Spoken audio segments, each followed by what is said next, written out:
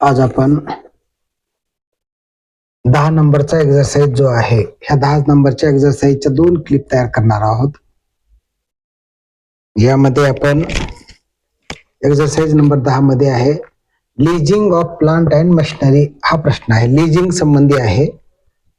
याची रेकॉर्डिंग आता आपण करीत आहोत. 50 प्रश्न बघूया.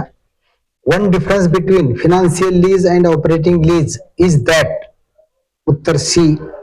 An operating lease is often cancelled by the lessee. Lessee कडून ऑपरेटिंग लीज कॅन्सल करता येते, फायनान्शियल लीज करता येत नाही. हे ह्याचं वैशिष्ट्य आहे. 2 नंबरचा प्रश्न. The type of lease that includes A third party A lender is called a कंसात एन. ए किंवा एन असा त्याचा अर्थ होणार आहे. त्याचं उत्तर सी आहे. Leveraged lease. लिव्हरेज्ड लीजचा अर्थ कसा असतो? एक पार्टीने समजा लीजवर घेतलेला आहे, तो आपल्याकडला काही पार्ट दुसऱ्याला लीजवर देतो. लीज त्याला लिव्हरेज लीज म्हणतात. One party, two party, third party. 3 नंबरचा प्रश्न आहे. A direct lease, a sale and lease back and leverage lease are all examples of financial lease. म्हणजे फायनान्शियल लीजचे उदाहरण कोणते आहेत? Direct lease, sale and lease back म्हणजे विक्री करा आणि तेच पुन्हा भाड्याने घ्या. आणि 3 नंबर आहे लिव्हरेज लीज म्हणजे भाड्याने घ्या, भाड्याने द्या. आणि 4 नंबरचा प्रश्न आहे.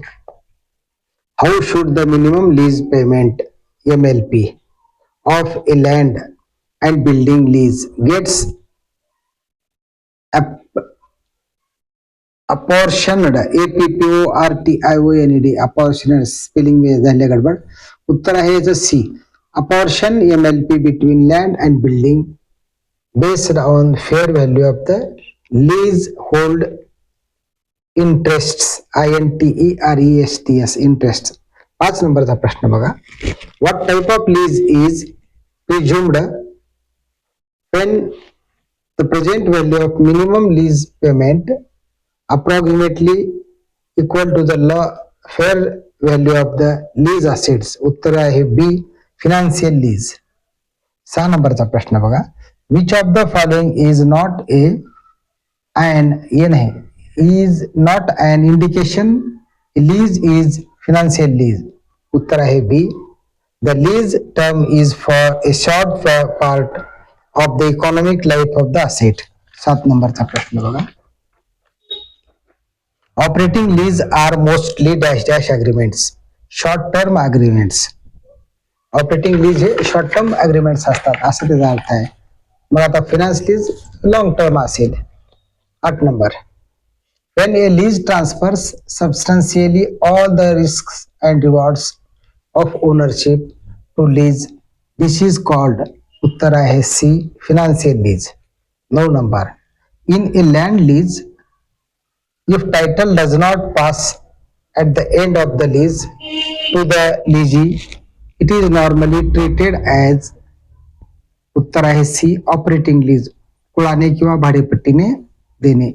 Does not pass at the end of lease असं जात आहे. इन ए लँड लीज जमिनीच्या व्यवहारामध्ये if title does not pass at the end म्हणजे तुम्हाला त्याचा बैनामा तुम्हाला करून घेता येत नाही. फायनल फक्त भाडे तत्वावर दिले असते त्याचा अर्थ आहे. कुळपट्टीचा त्याचा अर्थ आहे. 10 नंबरचा प्रश्न असा आहे. Finance lease are accounted for in a similar manner to. उत्तर ए आहे क्रेडिट ट्रान्झॅक्शन्स. Credit transactions. 11 नंबरचा प्रश्न बघा. A leased asset should be depreciated over the. प्रश्नाचं उत्तर ए आहे. Shorter of the lease term and assets useful life दोन्हीपैकी एक. Shorter of the lease term किंवा असेट्स लाईफ. उदाहरण समजा लाईफ आहे 14 वर्ष आणि लीज आहे 15 वर्ष. तर हे काय होईल? डेप्रिशिएशन. 14 years only. 15 करता येत नाही. Shorter of the lease term and assets useful life. ह्यात बी, सी आणि डी पण आहेत. पण ह्याच्यात कसं होते बी काम ते हे उत्तर घ्यायची गरज नाही करतात. Longer of the lease term and assets useful life. C आहे ट्रिम लीज टर्म. आणि डी आहे useful life of the asset. ह्याचे मराठीतून आपण इथं कन्वर्शन केले ते थोडंसं बघणं गरजेचं आहे. 12 नंबरचा प्रश्न बघा.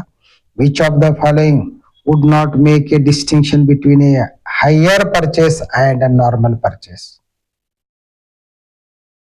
आता वुड नॉट हे असं राहायला नको होता. Which of the following would make distinction between hire purchase and normal purchase. Not make म्हटल्यामुळं उत्तर थोडं कन्फ्युज होण्याची शक्यता आहे. हे तिन्ही sentence A C D not make distinction साठी पाहिजेत आणि हे उत्तर आपलं वुड मेक साठी पाहिजे. कसं normally trade discounts are not offered on the hire purchase. ज्यावेळेस तुम्ही भाडेपट्टी घेता त्याला ट्रेड डिस्काउंट दिले जात नाहीत, हे बरोबर आहे ना. आणि मग उत्तर ए आणि ए सी डी काय आहे त्यात. आता जर हे नॉट साठीच हे जर उत्तर असेल तर मग वुड मेक साठी उत्तर कोणते बनतील. Purchaser pays for items by instalments over a period of time म्हटलंय. म्हणजे प्रश्न आपला कसा पाहिजे याला which of the following would make a distinction between साठी पाहिजे. मग पण तसं होत नाही. यात थोडासा विचार करणं गरजेचं आहे. 12 नंबरचा प्रश्न या एक्झरसाइज मधला, 11 नंबरच्या एक्झरसाइज मधला 12 नंबरचा प्रश्न 10 नंबरच्या एक्झरसाइजचा 12 नंबरचा प्रश्न थोडस चेक करणं गरजेचं आहे. Which of the following would, इथं नॉट टायपिंग केलंय, would make a distinction between hire purchase and normal purchase. Would साठी हे उत्तर असेल वाटतं. Normally trade discounts are not offered on the hire purchase. ठीक आहे, बघूया. 13 नंबर. Nature of the hire purchase agreement is, उत्तर सी ऑप्शन 2 बाय. म्हणजे भाडेतत्वाच्या करारपत्राचा उद्देश जे आहे ना सहसा खरेदी साठीचा पर्याय ठेवून करतात. 14 नंबर. The buyer of goods on hire purchase basis is known as hirer. भाड्याने घेणारा नियोक्ता. आणि 15 नंबरचा प्रश्न आहे बघा. In hire purchase the title of the property or goods is transferred to the hire purchaser. C उत्तर आहे. At the time of last instalment paid by the hire purchaser. म्हणजे लोनचा शेवटचा हप्ता भरला की नावावर त्याच्या गाडी होते. 16 नंबर. Which of the following statement characterises and operating lease. उत्तर आहे C. The lessor records depreciation and lease revenue. म्हणजे ओव्हर जे आहे ना ऑपरेटिंग लीज बांध, त्याच्यामध्ये 2 प्रकार आहेत, डेप्रिशिएशन आणि रेव्हेन्यू. म्हणजे संदर्भ ह्याला हे कोण आहे, मेजर कोण आहे, मीडिएटर कोण, lessor records. Which of the following statement characterises and operating lease. Operating lease कधी बनते, हे the lessor records depreciation and lease revenue, दोन्ही त्याला रेकॉर्ड केला पाहिजे. 17 नंबर. The major of leasing is that it dash dash. उत्तर हे आहे. Provides flexible financing. याचा अर्थ काय होतो, कमी गुंतवणुकीमध्ये एखाद्याला समजा जास्त रोख खेळतं भांडवल पाहिजे असेल तर अशा वेळेस मोठे लीज ही फ्लेक्झिबल फिनान्स करते. लिजिंग फ्लेक्झिबल फायनान्सिंग म्हणजे स्वतः पैसे देऊन घर घेण्यापेक्षा भाड्याने राहणे हा त्याचा उद्देश म्हटल्यासारखा आहे. म्हणजे तुम्हाला देखील मशिनरी जे आहे ना भाडे तत्वावर घेतला तर भरपूर भांडवल तुम्हाला खेळतं. म्हणजे ज्यावेळेस भांडवल कमी असेल एखाद्याकडे हे करायचं. 18. Which of the following is not a characteristics of financial lease. महत्वाचा प्रश्न आहे. D. The lessor is always responsible for maintenance and insurance. Lessor कडे, मालकाकडेच त्याचं ते इन्शुरन्स आणि मेंटेनन्स असला पाहिजे. कुण्या लीज मध्ये नॉट म्हटलं. Which of the following is not a characteristics of financial lease. Financial लीजचे वैशिष्ट्य नाही म्हणते. ऑपरेटिंग लीजला असेल ते बहुतेक. फायनान्स लीज मेंटेनन्स आणि इन्शुरन्स करायची गरज नाही, लेजरला गरज नाही मालकाला. 19 नंबर मध्ये त्याच्या उलट आहे बघा. Which of the following is not characteristics of operating lease. Operating लीजची प्रॉपर्टी नाही म्हणते. आता कोणती नाही. And operating lease is usually for a period generally greater than 5 years. मग ओएल 5 वर्षापेक्षा जास्त राहत नाही, हे चुकीचं आहे म्हणलं ना, तर मग ह्याचा अर्थच एवढा येतोय. ऑपरेटिंग लीज ही 5 वर्षापेक्षा कमीच राहायला पाहिजे तर हे वरचं वाक्य बरोबर येईल. आणि त्याच्या पहिलेचा 18 नंबरही तसंच होता. कन्फ्युजनचा प्रश्न आहे. म्हणजे तुम्हाला प्रश्न कसा टाकला यावरून ते आन्सर करावा त्याचा 18 नंबरला परत मी रिवाइज करतो. Which of the following is not a characteristics of financial lease म्हटले. नॉट म्हटल्यामुळे फायनान्स लीजचे कॅरेक्टरिस्टिक तीन वरचे विषय असतील असं वाटतं. मग the lessor is always responsible for maintenance आणि इन्शुरन्स. वरचे विषय असतील का? Financial lease are not cancellable. Financial lease are commonly used for leasing major fixed assets. Financial leases are usually for almost of the expected life of the asset. बरोबर नाही तसं B असेल. 20 नंबर बघा. Which of the following is not a type of lease? A उत्तर conditional cells agreement. सशर्त विक्री करार हे लीज मध्ये येत नाहीत. लीज आपण भेटलं होतं भाडे करून रूमचे दुसऱ्याला देणे. 21 नंबर बघा. गडबड हुल्ले मला समजलं नाही. Which of the following is never included in the analysis of whether an asset should be leased or purchased? उत्तर बी आहे इन्क्रिमेंटल ऑपरेटिंग इन्कम. आणि 22 नंबरचा प्रश्न आहे which of the following is an advantage of leasing? All A B C तिने म्हटलेलं, all of the above म्हटलं त्यामुळे काय कोणता? Off balance sheet finance, lease, less costly financing, flexible financing. लिजिंगचे फायदे काय आहेत? Which of the following advantage of balance sheet financing, less costly financing, flexible financing. IOI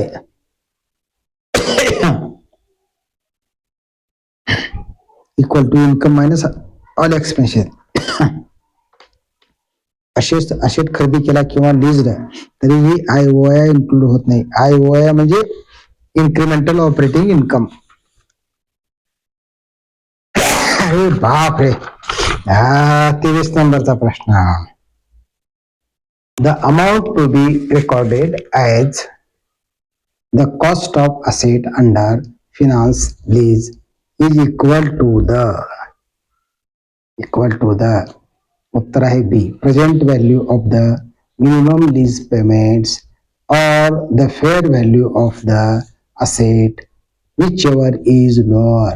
याचा अर्थ आपण ट्री फॉर्मेशन कसं करूया? वरी फिनान्स लीज खाली बाण, ह्याच्यामध्ये दोन भाग पडतात. एक आहे मिनिमम लीज पेमेंट किंवा फेअर व्हॅल्यू. आता दोन्हीपैकी जे लहान असेल विच इज लोअर हेच प्रिफर करतात. आता 24 नंबरचा प्रश्न बघा. If the residual value of the leased is guaranteed by a third party. ला काम म्हणायचं if the residual value of the leased is guaranteed by the third party. उत्तर आहे D. It is treated by the lessee घेणारा as an additional payment and by the lessor as realized at the end of the lease term. किती मैशीर प्रश्न आहे. प्रश्न परीक्षेत आलेला आहे. हा महत्वाचा प्रश्न आहे. याचा अर्थ काय बघा. If the residual value of the leased is guaranteed by the third party. D उत्तर आहे it is treated by the lessee. का ट्रीट केला ना? As an additional payment. घेणाऱ्यानं का म्हटलं? ॲडिशनल पेमेंट आलं. and by the lessor देणाऱ्याने का म्हटलं? as a realized at the end of the lease term. 25 number. in dash dash lease the risk of obsolescence is assumed to the leasee. मालकाला दिले जाते. फायनान्स लीज मध्ये आहे. In finance lease the risk of obsolescence is assumed to the leasee. म्हणजेच finance lease arrow downward leasee म्हणजे काय condition आहे? Risk of obsolescence. 26 number. When the lessee is allowed to exchange equipment leased out whenever the original asset has to be sent to the lessor for some repair and maintenance, such type of lease is called swap lease. Swap lease मध्ये काय होतं? एखाद्याकडे भरपूर जर items असले, एखाद्याला समजा लीजवर काही मशीन दिल्या आणि एखादी मशीन बंद पडली, त्याने काय करणार? ती मशीन आणून टाक की नवीन घेऊन जा. म्हणजे ह्याचा अर्थ काय होतो की त्याच्याकडे तीच मशीन रिपेअरिंग करून द्यायला असं वेळ नाही. अदलाबदल हस्तांतरण लीजचं अदलाबदल करणे म्हणजे स्वॅप लीज म्हणतात. बस 27 नंबर परीक्षेत आलेला येईल. In hire purchase in hire purchase depreciation can be claimed by hirer. म्हणजे हायर परचेस मध्ये डिप्रिशिएशन कोणाला? भाडेकरूला. नंतर 28 नंबरचा प्रश्न. In the hire purchase till the payment of the last instalment amount paid by the hirer is treated as rent. एखाद्यानं loan घेतला, loan फिटेपर्यंत त्याचं गाडी जी आहे ना ते रेंटवर आहे असं त्याचा अर्थ होतो. इन्स्टॉलमेंट रेंटच असते त्याचं, आणि ज्या दिवशी रेंटचे इन्स्टॉलमेंट संपली त्या दिवशी ते मालकी हक्क होऊन जातो. 29 नंबर बघा. In dash dash lease, leasing company assume risk of obsolescence operating in operating lease, leasing company assumes risk of obsolescence. हे प्रश्न आपण रेकॉर्डिंग झालेला आहे का वाटलं बघूया आता. Operating lease arrow downwards risk of obsolescence, कुणाच्या थ्रू? लीजिंग कंपनी कडून. Operating lease risk leasing company कडूनच असते, रिस्क ऑफ ऑब्सोलेसन्स. 30 नंबरचा प्रश्न बघा. Which lease contracts is usually non cancellable? उत्तर आहे C, finance lease. Finance lease non cancellable. मग मध्ये कोण आहे? Called as, known as. 31 number. Equipment lease transaction is treated as contract of bailment. Contract of bailment म्हणतात. Equipment lease जे असते ना त्याला कॉन्ट्रॅक्ट ऑफ बेलमेंट म्हणतात. बेलमेंट आणि बेली आणि बेलर. 32 नंबरचा प्रश्न बघा. Dash dash lease is for a short period. कोणती लीज असते? Operating lease. 5 वर्षापेक्षा कमी असते असं म्हणणं आहे. 33. In dash dash lease maintenance expense and taxes are borne by the lessee. In finance lease, finance lease हे दोन्ही प्रश्न उलटे सुलटे आहेत बरं का. फायनान्स आणि in finance lease maintenance expense and taxes are borne by the lessee. FL मध्ये लीजी भाडेकरू जे आहे ना मेंटेनन्स आणि टॅक्सेस स्वतः बेअर करतो. 34 नंबर काम ते बघा. In operating lease, in dash dash lease operating lease maintenance expenses and taxes are borne by कोण? लेजर. फायनान्स मध्ये लेजी, फायनान्स ऑपरेटिंग मध्ये लेजर. पाठच करायचं, परीक्षा आलेलं असते. उलट सुलट केलं एक मार्क कम झाला समजायचा. 35 number. In hire purchase who can be enjoying salvage value of the asset higher. In higher purchase who can be enjoying salvage of the asset. एखादी समजा हायर परचेस ची लीज असते तर त्याच्यामध्ये जे स्क्रॅप व्हॅल्यू येते इक्विपमेंटची ती त्या भाडेकरूलाच मिळते, हायररला मिळते. 36 number. Bailment means delivery of goods for short period upon the contract. Bailment short period साठी दिलेले गुड्सची हे असते, कॉन्ट्रॅक्ट असतं. 37 number. Which is not essential element of the contract of the bailment. B आहे परचेस ऑफ द गुड्स, हे उत्तर आहे. बेलमेंट कॉन्ट्रॅक्ट मध्ये गुड्स परचेस करणे बंधनकारक नसते. पाठच करायचं, परीक्षेत आले बरं काही. 38 number. In the contract of bailment the person delivering the goods is called as bailor. Bailor कोणाला म्हणायचं? बेलर म्हणजे जो देतो, डिलिव्हरी करतो. बेलर. अरो गुड्स देणारा, बेली गुड्स घेणारा. 39 number. In bailment lien means, in bailment LIEN lien means C आहे उत्तर, to retain goods in his position. Lien म्हणजे गुड्स आपल्या पोझिशन मध्ये ठेवून घे. लियन LIEN लियनचा अर्थ गुड्स भाडेकरूच्या ताब्यात ठेवण्यालाच लियन LIEN कस्टडी असे म्हणतात. 40 नंबरचा प्रश्न. Which is an essential element of contract of bailment. हे आहे उत्तराचं ट्रान्सफर ऑफ पोझिशन. हो, ताबा देणे म्हणजेच प्रत्यक्ष ताबा देण्याला आपण काय म्हणतो? Which is an essential element of the contract of bailment. हो वाटतंय. आणि दुसऱ्या ह्याच्यात वाटते पण नाहीत. ट्रान्सफर ऑफ द गुड्स वाटते पण नाही, ट्रान्सफर ऑफ द ओनरशिप नाही, ट्रान्सफर ऑफ द प्रॉपर्टी नाही. तिन्ही वाटतं जवळजवळ, पण काय ट्रान्सफर ऑफ पोझिशन महत्वाचं आहे. Which of the essential element of the contract of bailment. Transfer of position. Goods नाही, ओनरशिप नाही, प्रॉपर्टी नाही. 41 नंबर.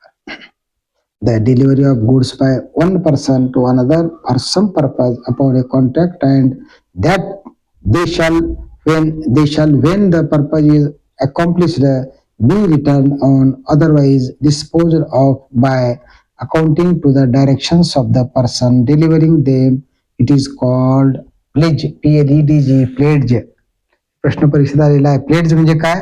साहित्य भाड्याने देणे, वापरणे, परत करण्याची वेळी परत करणे किंवा कॉन्ट्रॅक्ट संपल्यावर मालकाला सल्ल्याने नष्ट करणे, ह्याला म्हणतात प्लेज. प्लेज म्हणजे एखाद्याचं साहित्य भाड्याने घेतलं, वापरलं, भाडं वेळेला दिलं आणि परत केलं. आपण इथं स्टॉप करूया. 41 प्रश्न झाले. 42 पासून आपण पुढं पुढच्या क्लिपला आपण इथं करणार आहोत.